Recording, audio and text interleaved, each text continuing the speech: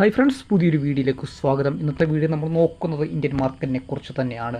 Indian മാർക്കറ്റിലേക്ക് നോക്കുമ്പോൾ ഇന്ന് വളരെ വലിയ ഒരു ഇവൻറ്റ് ഉള്ള ദിവസമായിരുന്നു. നമുക്കെല്ലാം അറിയാം, ലോക്സഭാ തെരഞ്ഞെടുപ്പിൻ്റെ റിസൾട്ട് വരുന്ന ദിവസമായിരുന്നു. ഈ റിസൾട്ടുമായി ബന്ധപ്പെട്ട് കഴിഞ്ഞ ദിവസം എക്സിറ്റ് പോൾ ഫലങ്ങൾ വന്നു.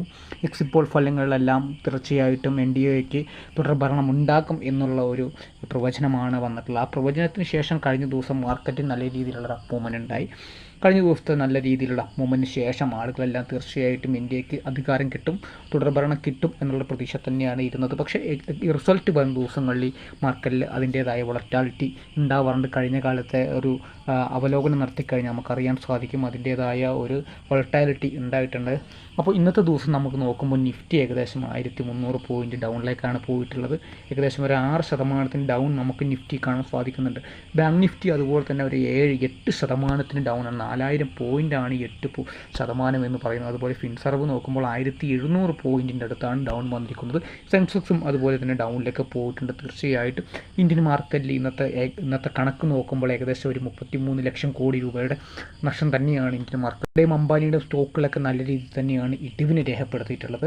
തീർച്ചയായും ഒരു സ്റ്റേബിളായിട്ടുള്ള ഗവൺമെൻറ് വന്നാൽ ഇന്ത്യൻ ഓഹരി വിപണിയിൽ അത്തരത്തിലുള്ള പ്രശ്നങ്ങൾ ഉണ്ടാകാതിരിക്കാൻ സാധ്യത ഉണ്ടായിരുന്നു. പക്ഷേ BJPയുടെ ഭൂരിപക്ഷം എന്ന് പറയുന്നത് ഏകദേശം നമുക്ക് നോക്കിക്കഴിഞ്ഞാൽ അറിയാൻ സാധിക്കും 243 എന്ന് പറയുന്ന ഭൂരിപക്ഷമാണ് NDAക്കുള്ളത്. 293 എന്ന് പറയുന്ന ഭൂരിപക്ഷമാണ്.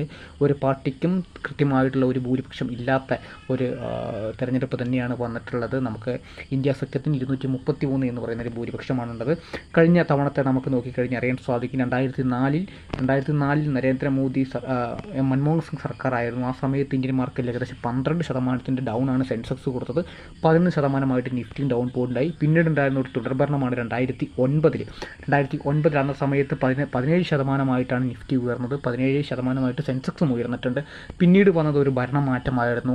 നരേന്ദ്രമോദിയുടെ അധികാരത്തിലേക്ക് വന്ന 2014 നമുക്ക് നോക്കിക്കഴിഞ്ഞാൽ അറിയാൻ സാധിക്കുന്നു 1%-ത്തിനടുത്താണ് നിഫ്റ്റിയും സെൻസെക്സും ഉയർന്നത്.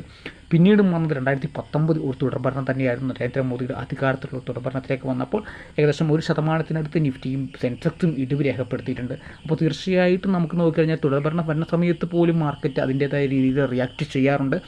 കൃത്യമായിട്ടുള്ള ഏതെങ്കിലും ഒരു പാർട്ടിക്ക് മെജോറിറ്റി കിട്ടിയാൽ പോലും മാർക്കറ്റിൽ മൂവ്മെൻറ്റ് നടക്കണമെന്നില്ല. അതുപോലെ വളരെ വോളറ്റൈലായിട്ടായിരിക്കും പോകുന്നത്. അപ്പോൾ നാളത്തെ ദിവസം പ്രധാനമായിട്ടും ഒരു സുപ്രധാനമായ ദിവസമാണ്. നമുക്ക് അറിയാം, മാർക്കറ്റ് ഒരു സർക്കാർ അധികാരത്തിലേക്ക് വന്നാൽ അവരുടെ നയരൂപങ്ങളും അതുപോലെ തന്നെ അവരുടെ ബഡ്ജറ്റ് പ്രഖ്യാപനങ്ങളൊക്കെ വരും. അപ്പോൾ ഇപ്പോൾ കൃത്യമായിട്ടും ഒരു സർക്കാർ രൂപീകരണം വന്നിട്ടില്ല. NDA ആയാലും ഇന്ത്യ സഖ്യമായാലും കൃത്യമായിട്ടുള്ള സർക്കാർ രൂപീകരണത്തിലേക്ക് വന്നിട്ടില്ല. അങ്ങനെ വരും ദിവസങ്ങളിൽ നമുക്ക് അറിയാം മാർക്കറ്റിലെ ഒരു ട്രെൻഡ് എടുത്തുകൊണ്ട് മുകളിലേക്ക് പോകും, ഡൗൺ ആണോ അപ്പാണോ എന്ന് തന്നെ നമുക്ക് കാത്തിരുന്ന് കാണേണ്ടതുണ്ട്. അപ്പോൾ തീർച്ചയായിട്ടും ഇങ്ങനെയുള്ളൊരു സിറ്റുവേഷൻ നമ്മളുടെ പൊസിഷൻസൊക്കെ നമ്മളൊന്ന് മാനേജ് ചെയ്യുക.